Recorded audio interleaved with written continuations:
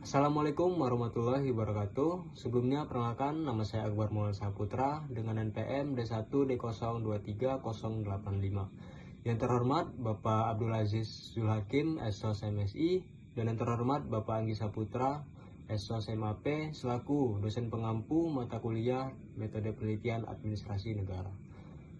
Baiklah, di sini saya akan mempresentasikan hasil dari penelitian saya yang berjudul Analisis Implementasi Peraturan Daerah Nomor 3 Tahun 2008 di Pasar Panorama Kota Bengkulu. Nah, untuk penelitian ini berangkat dari beberapa masalah yang ada di Pasar Panorama Kota Bengkulu, seperti masih banyaknya pedagang-pedagang yang berjualan di luar zona pasar, kebersihan pasar yang masih belum optimal, kemacetan, dan masih banyak masalah-masalah lainnya. Maka dari itu, saya ingin menganalisis bagaimana pengimplementasian kebijakan pemerintah dalam melakukan pengelolaan Pasar Panorama di Kota Bengkulu sesuai dengan Peraturan Daerah Nomor 3 Tahun 2008. Baik, langsung saja masuk ke dalam pembahasan. Untuk yang pertama itu ada latar belakang. Nah, pemerintah daerah memiliki kewenangan untuk membuat kebijakan melalui peraturan daerah sebagai bentuk pelaksanaan otonomi daerah. Salah satu bidang yang membutuhkan perhatian pemerintah adalah pengelolaan pasar-pasar tradisional, karena pasar tidak hanya menjadi tempat jual beli, tetapi juga menjadi sumber ekonomi masyarakat kecil. Kota Bengkulu menetapkan Peraturan Daerah Nomor 3 Tahun 2008 tentang pengelolaan pasar dengan tujuan menciptakan pasar yang tertib, bersih, aman, dan nyaman. Namun, kondisi di Pasar Panorama sebagai pasar induk terbesar di Kota Bengkulu masih menunjukkan berbagai permasalahan seperti pedagang yang berjualan di luar zona, kebersihan yang belum optimal, kemacetan, serta lemahnya pengawasan dari petugas.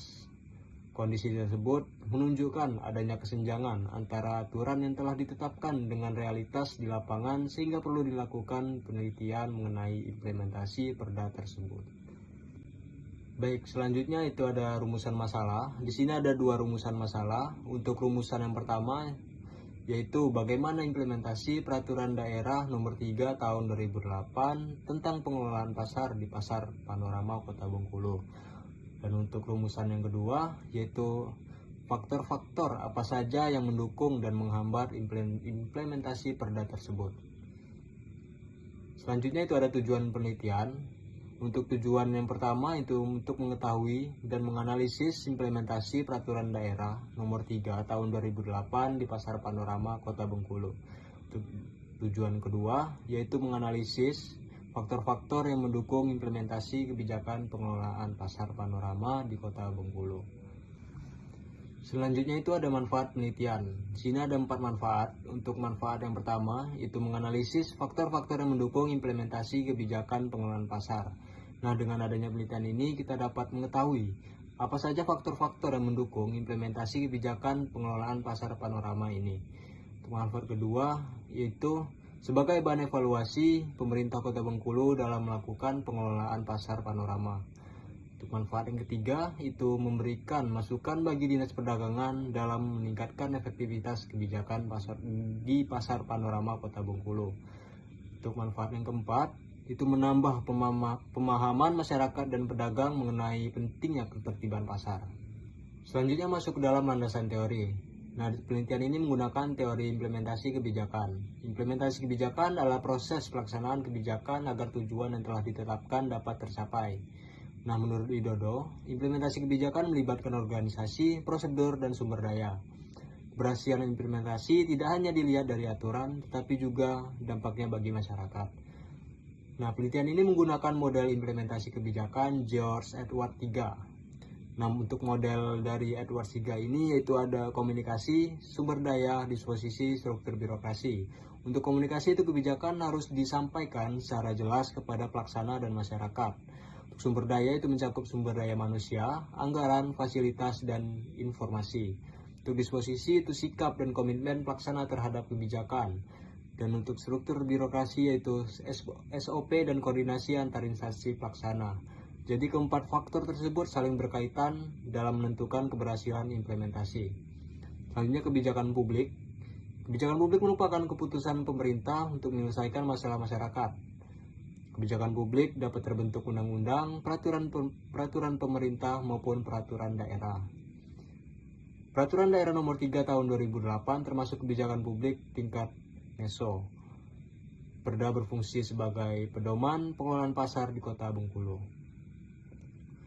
Selanjutnya Peraturan Daerah Nomor 3 Tahun 2008 mengatur seluruh aspek pengelolaan pasar di Kota Bengkulu, meliputi penataan pedagang, pembagian zona, retribusi, kebersihan, keamanan, dan ketertiban pasar. Perda juga mengatur sanksi administratif bagi pelanggaran yang terjadi. Tujuan utama Perda adalah menciptakan pasar yang tertib, bersih, aman, dan nyaman. Selanjutnya itu ada metode penelitian. Di sini ada 4 metode. Untuk yang pertama itu penelitian ini menggunakan pendekatan kualitatif deskriptif. Pendekatan kualitatif ini digunakan untuk memahami fenomena secara mendalam. Untuk penelitian ini dilakukan di Pasar Panorama Kota Bengkulu, dan fokus dari penelitian ini adalah implementasi Perda dan faktor yang mempengaruhinya. Selanjutnya itu ada teknik pengumpulan data. Di sini ada 4 teknik pengumpulan data. Untuk yang pertama itu ada wawancara mendalam dengan pengelola pasar, pedagang, Satpol PP, dan Dinas Perdagangan.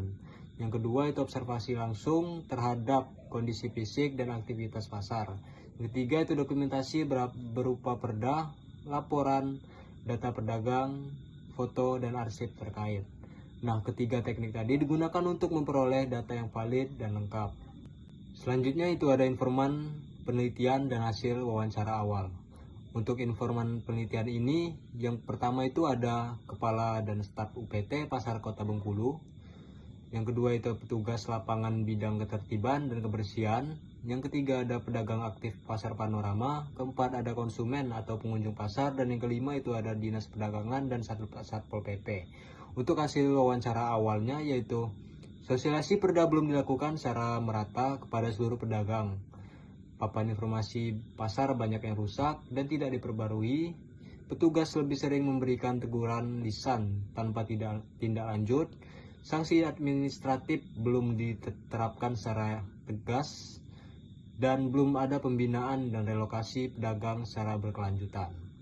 Selanjutnya ada analisis sementara. Untuk hasil analisisnya yaitu dalam upaya preventif masih belum optimal karena sosialisasi dan edukasi kurang maksimal. Untuk upaya represif belum efektif karena sanksi tidak diterapkan secara konsisten.